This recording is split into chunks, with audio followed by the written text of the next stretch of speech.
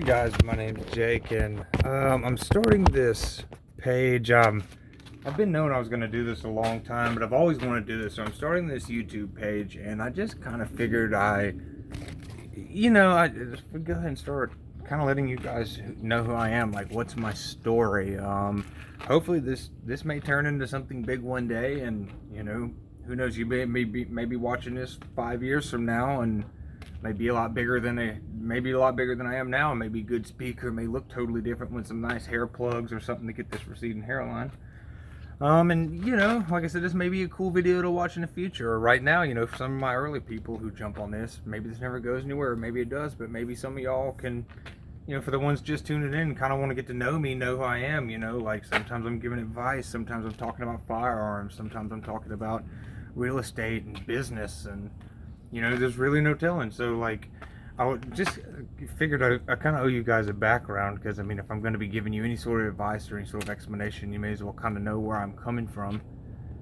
So right now it's July the 12th, 2021, and actually yesterday was my birthday. I just turned 28 years old, and I got back from seeing my folks in Mobile. Currently, I live in Birmingham, Alabama, and I am from Mobile, Alabama, which is about 300 miles south. Birmingham's right in the center of the state, and Mobile's the very bottom of the state, touching the Gulf. And I grew up in Mobile and lived there until I was about 23 years old.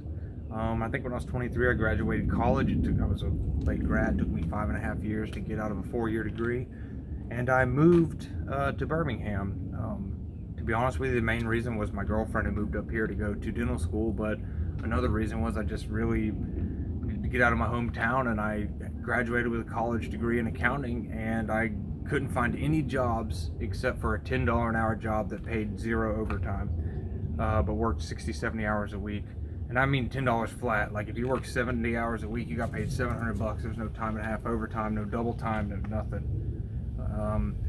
And I did 33 job interviews in 3 months, like 11 job interviews a month. Sometimes I was doing 3, 4, 5 interviews on a weekend and going to job fairs. And so I moved to Birmingham, and I've been up here about 5 years.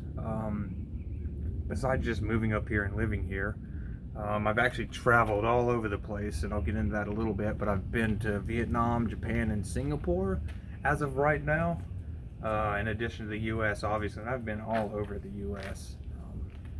So just a little bit about, like I said, I grew up in Mobile, Alabama. I was born in 1993. I feel like it was just the other day, but apparently I'm getting a little older.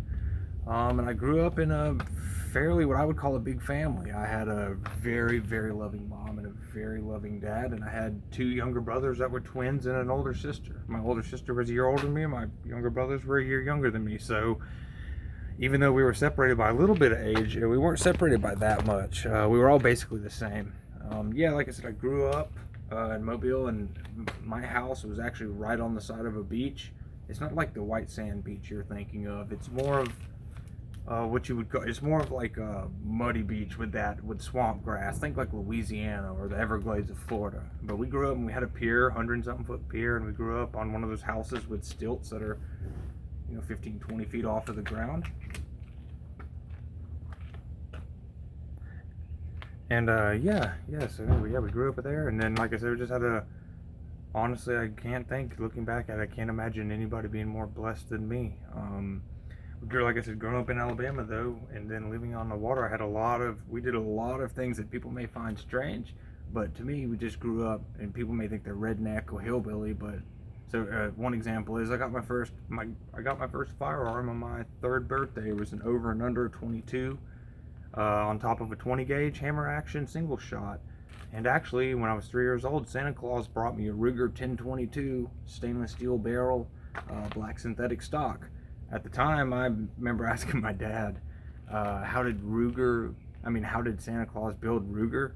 And then he said Santa Claus actually built toys and sold the toys and bought the Ruger for us. So anywho, when I was 3 years old, Santa Claus was bringing me a 1022 rifle to go hunting. Like I said, we grew up in a big family, and then grew up, like you said, you'd imagine, kind of country. When I was younger, every Sunday we were out on the boat, and then every, like, Monday through Saturday, from like 7 in the morning to probably around lunchtime, we were always out on the pier. Like, that was our babysitter. My mom would look through the front window and see us growing up. And yeah, anyway, I think I'm rambling about that a little bit. But anyway, grew up a little bit. I've been a guitarist since I think I was about 10 or 12 years old. Been playing for a decade and a half, and it's actually my favorite thing to do in life. I'm a gun enthusiast. When I was 13 or 14 years old, I started my own lawn business and ran it for 7 years. When I got out of the business, I had 29 residential customers, 3 commercial clients, and about $20,000 a year firewood business because grass wouldn't grow in the winter. And I would cut trees in the summer, and I would go ahead and sell them suckers for firewood in the winter. And I quit that business when I got out of college and graduated. It was pretty interesting though. Like I said, in between riding four-wheelers, fishing, hunting, shooting, cutting grass, running a firewood business.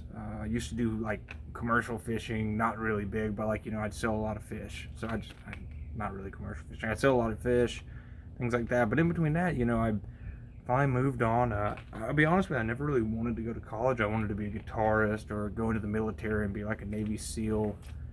I'm just really extracted to the extremes of human life, it seems like. So I always wanted to do something kind of extreme, but I ended up getting lucky.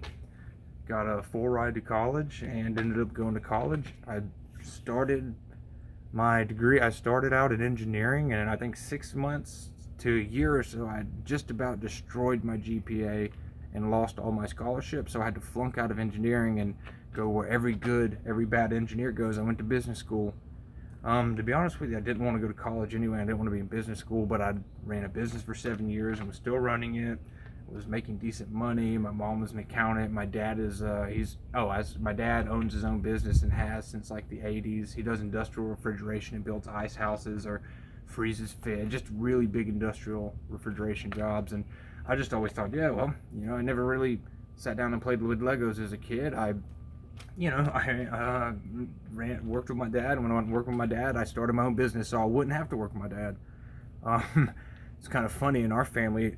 We always had these sayings, like my dad would say things like, a marshand isn't happy unless it's busy. Like unless it's busy, like we're just a busy animal. Or he'd also say like, my last name's Marshand. He'd say like, Marshands love to run and jump, but we don't like to play. And that might be a southern thing, because there's a saying like you like to run, jump, and play, or run, skip, and play. But yeah, long story. My family has all these euphemisms about how we're not happy for playing. We're always busy. So I just figured naturally business school maybe ended up being a good little thing for me, So I went into business school. I'm a terrible student. I hated every day of it, but I came to school after partying the night before. I never studied. In high school, everything came to me. In college, everything didn't just come to me, but I could at least pass with a C without trying. I was more worried about, hanging out and having fun. And at the time I thought I was going to have like an international grass cutting company. So I really wasn't even concerned. I wasn't even thinking I was going to use it. I was thinking I was going to use accounting for my own purposes, and didn't enjoy it. Couldn't stand it, to be honest with you. But I eventually made it. I graduated in 5.5 years. I graduated in 5.5 years. Should have only taken me 4 years.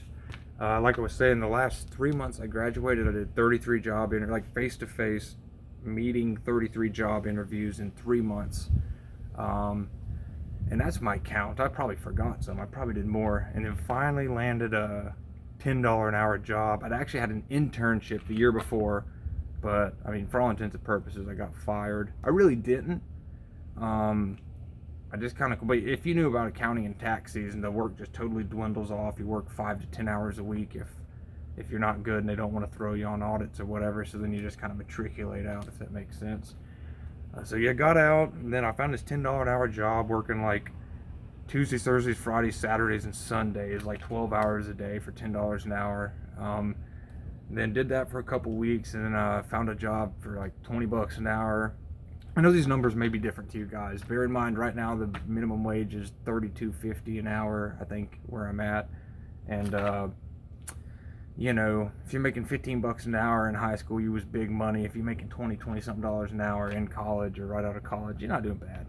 So yeah, I moved up here and Decent job. Worked. I think the most hours I worked was like 96 hours a week. So I worked pretty hard at that job. And then started enjoying Birmingham. Also mentioned me and my girlfriend's traveled. We've been to like not every state, but to probably 40 out of the 50. And then some states we've been 10, 15. She loves to travel, and I love to travel with her. And she's such a big part of the story I'm not bringing up right now. Like, she is the reason for any of my success, even though I would consider it mild. I mean, I wouldn't even be here talking to anybody right now if it wasn't for her. But yeah, so we travel. And yeah, like I said, started working up here, working pretty hard.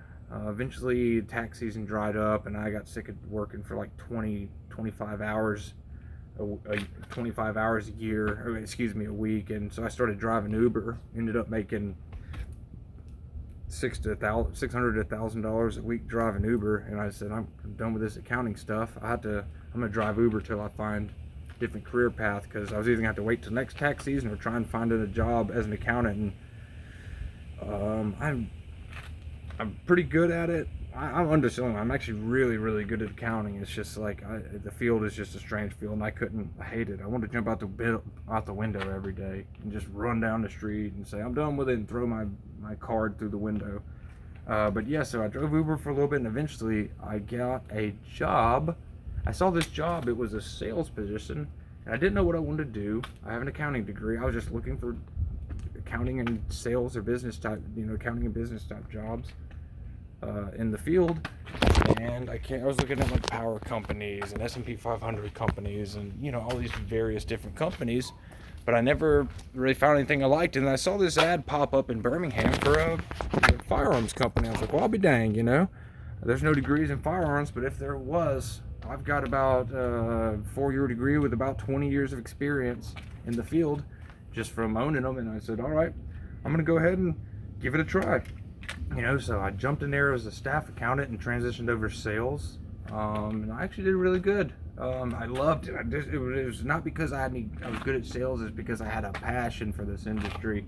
And I jumped in as an accountant, and the accounting work kind of died down. And then the first assignment was that they told me this, oh, Jake, we're going to give you a list of 1,000 names. Like, normally somebody would hear this and say, oh my God, you got given a cold call list. But they said, Jake, we're going to give you a list of 1,000 names. We want you to call them and ask them 2 questions or 3 questions. 1, are they alive? 2, is this still their same number? And 3, can we get an email address if they use email? And anyway, they gave me that big list of people, and I ended up calling these guys, and bada boom, bada bam. Before you know it, I was just like, I was ended up like calling these people, updating their stuff and getting them on the website, because we had this brand new website that nobody knew how to use. And yeah, just jumped on there and I ended up getting these customers on here and ended up making my first sales. And so they kind of transitioned me into sales, and I ended up doing considerably well. I ended up getting my MBA in 2 years working there and making like really good firearm sales, developed their internet sales business, and worked there about 2.5 years until I found myself kind of wanting more. And so I switched I started looking around jobs, and this is kind of a funny job. I was like, well, I'm an accountant. I just got my MBA. I finished that. I have firearm experience and kind of some business development experience, but I'm basically an accountant business manager by degree. So I was looking around in the jobs, and I have sales experience, 2.5, 3 years of sales experience. So like I have sales, managerial, and accounting experience. I was like, where am I going to apply to? So I was looking for like managerial accounting positions or things like that. And I interviewed for several jobs and applied at a bunch of banks, applied at some financial things, a couple insurance companies, figured I'd go jump back into the corporate world. And I ended up applying at this one company, and I applied for a sales coordinator. And when I applied for it, it's a S&P 500 company. I thought maybe my MBA will get me, off these little local companies and into something a little bigger. And I started working at this S&P 500. I went and interviewed there, and they asked me a bunch of questions. I'm a horrible interviewer. That's another thing I have to tell you. I am horrible at interviewing. I take things too literally. My brain doesn't think the way other people's do. Like, I walk around, I count on my steps. I like see the world in the matrix. Like, I measure everything with my eyes, and I take things literally. I don't understand sarcasm that well. And they would ask me all these stupid questions like, who do you want to be when you grow up? Or where do you see yourself in 5 years? It's all these ridiculous questions, you know? And like one of the questions they asked was, can you remember a time when you had a problem that you solved and explain it? And I told them I really don't know how to answer that. This is how bad I am at this. I mean, I'm better than I probably give myself not enough credit, but I answered it. I said, I don't know what you mean. I said, but if I have a problem, I just solve it. Oh, when you have a problem, what do you do when you have a problem? I said, if I have a problem, I usually just solve it. You know, can you give an example? Another thing I meant to tell you, I love studying stuff. I love mathematics. I love physics. I love theoretical physics. I love astronomy and the universe and the macro and the micro. I love studying things. I love studying things all the way from Einstein to atoms. And in this particular period, I was studying nuclear reactions, and she said, can you give an example? And I told her, well, I'll tell you, I don't really have much of an example, but recently I said, I just realized why fusion has 3.5, 3.4 times more energy than fission. And she was like, really? Explain. By the way, this was a position for a sales coordinator. I figured I had sales experience. I was an accountant, so I could coordinate things. So this is strictly a business position at a S&P 500 company. Just think of it as an administrative business position. And I'm in here talking about fusion, and I was saying, well, you see, I didn't understand why fusion had more energy than fission. And you know what I did was I spent about 40, 50, 60 hours and read 2-3 books, and I've done all this YouTube searching, Google searching, and read scientific articles, and I finally realized it had something to do with the Coulomb effect. And it was, and although I'm still trying to figure out exactly what it is mathematically, I can't do the formulas yet. It's almost like if you can imagine having rubber band fences and throwing two atoms together. They want to bounce off each other, but once they overcome that repulsion effects and overcome, I guess what you call the Coulomb effect, they smash together with such energy that it's so much stronger. And probably like you're looking at me right now, and probably the exact same face you're giving me right now is what they were looking at. You know, they're business people, you know, talking business language, interviewing a guy who was going, you know, for a business position. Here he is talking about fusion and fission and the Coulomb force and effect and the multiplicative factors involved in overcoming certain atomic forces, which, like I said, are multiplicative. They vastly increase energy outputs, and they're just staring at me, jaws down, wondering what did we do. So they called me a week later and said I didn't get that position, but they'd hire me on as an engineer. And for the past 2.5, well, coming up on 3 years, I've been an engineer. I'm actually an HVAC application engineer, and I design air conditioner systems. One of the coolest ones I've done NFL stadiums, I've done churches and cathedrals and airports and all types of things. But yeah, basically I'm an engineer now, and that's what my day job's been for the past coming up on 3 years. I've told you a lot of my hobbies, and I've got a lot of hobbies, but you know, in addition to all like the semi-fun stuff I like to do, like RC cars and hunting and fishing and outdoors and then hiking and going off in the woods trying to get lost, even if I can find my way back, and all the other redneck stuff, I'm like, outside of my day job, I'm pretty busy on the outside. This is probably why most of y'all are kind of coming here, because of the business. But I started a LLC about 2 years ago. I got way too into studying Dan Pena and Grant Cardone, and I mean all of them. Watching Joe, I got just all of them. I started watching all the greats, and Kiyosaki. Read Kiyosaki's book, and then I realized, I said, man, you know, I might be in the rat race. I'm making good money. I'm what you might call middle class. I got a decent car, and I live in an established area, but I don't have any assets paying me. And I started flipping out, and I started wondering. I was like, I was always an entrepreneur, and I've never liked working corporate necessarily. Like I said, I was always an entrepreneur. I was always business minded. I always, like, even in sales, I loved having like a carrot in front of me. You know, you work harder, you get more money. And now I've kind of got this cushy, lavish. I mean, not lavish, but comfortable corporate job, and I was not only realizing that I always was an entrepreneur, but I still was, you know, I still am. So just after kind of understanding what I was doing and stuff, I went ahead and decided I've got to find a way to increase my income and get some passive income coming in. And long story short, I ended up looking for areas, and I ended up kind of deciding on real estate for several reasons. It seems scalable. It seems the banks want to loan you money for it more than any other asset class. It seems like it seems simple. It's a necessity. It's like food, water, and shelter. I mean, I don't care who you are on this planet. You're either going to buy or provide food, buy or provide water, and buy or provide shelter. You know, it does. It's inescapable. You may even be a mountain man that doesn't understand, or a Sasquatch that doesn't pay taxes and doesn't know what the stock market is. But you'll know Sasquatch will either be building his own shelter or he'll be renting it from somebody else. It's just how it works.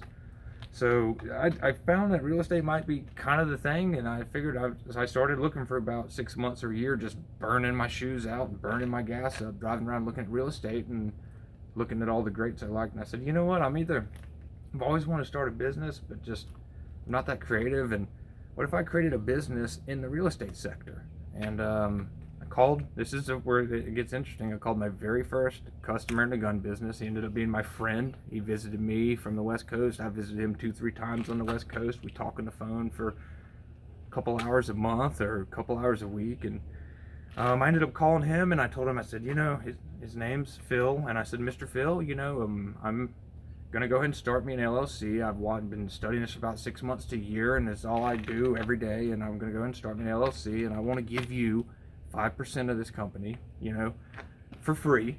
And all I want you to do is make sure I don't run it off the road.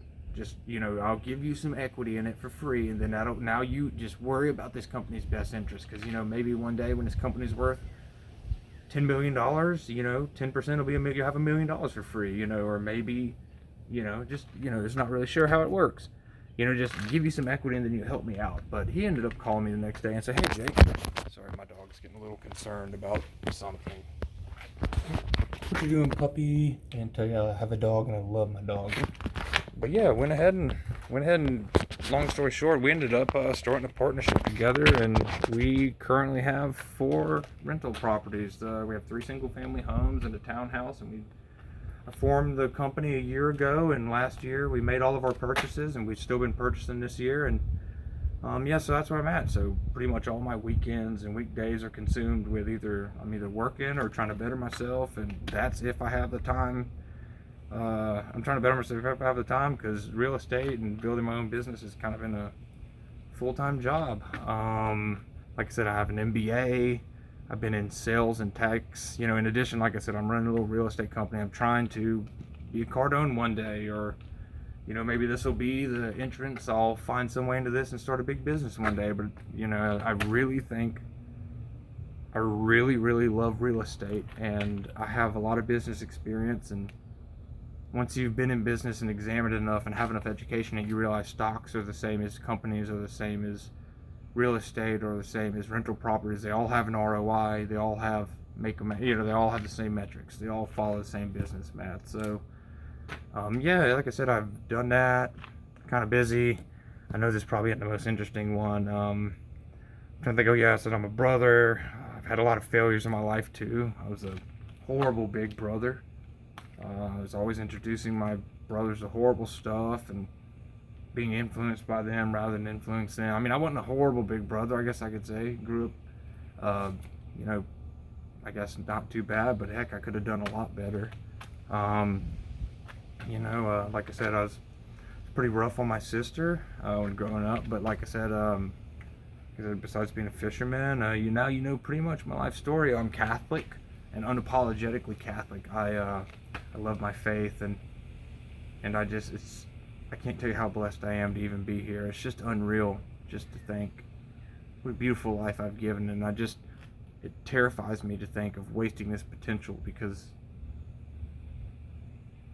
wasting potential is stealing from the poor, because every bit you could have done better could have been something you could have given to somebody else. So hope I'm not going too much. Like I said, that's pretty much my story at the moment. If you have any questions, comment. You know, hopefully we're both looking back on this in 5 years, and you know, hopefully I've done something good and made a mark on the world, and you're commenting on this sucker 10 years from now saying, oh Jake, look how young you were, your hair looked so thick. So anywho, like I said, if you have any questions, hit me up. And I just want to go ahead and throw this out there. So if anybody, like I said, been in business all my life, fairly serious. I love to think I'm honest and trustworthy. I have a beautiful girlfriend I've been dating for 10 years. We've been dating since high school, and I would have married her already, but she's doing really big things, and she wants to wait till she's done with school to get married. So like I said, I got the love of my life, and every day is a struggle, trying to be better, and tons of flaws. And I love to exercise. I work out every day, and yeah, like I said, just a regular guy. And if you had any questions, if you had any kind of like questions wondering who I was, hopefully this solved some. So it's great talking to you. This took forever, but I love talking. Anyway, Jake Marchand signing out. I would love to meet you guys. Like I said, I'll put a link down. Like me on Facebook. Friend me on Facebook. Friend me on Instagram. Just let's connect. And hopefully, if you're business minded, I'd love to do some business with you. I don't know where I'll be in the next 90 days or 9 years. So who knows? Maybe we'll be doing business where you live. So anyway, it's good talking to you guys. And thank you for your time. Talk to you later. And talk to you later.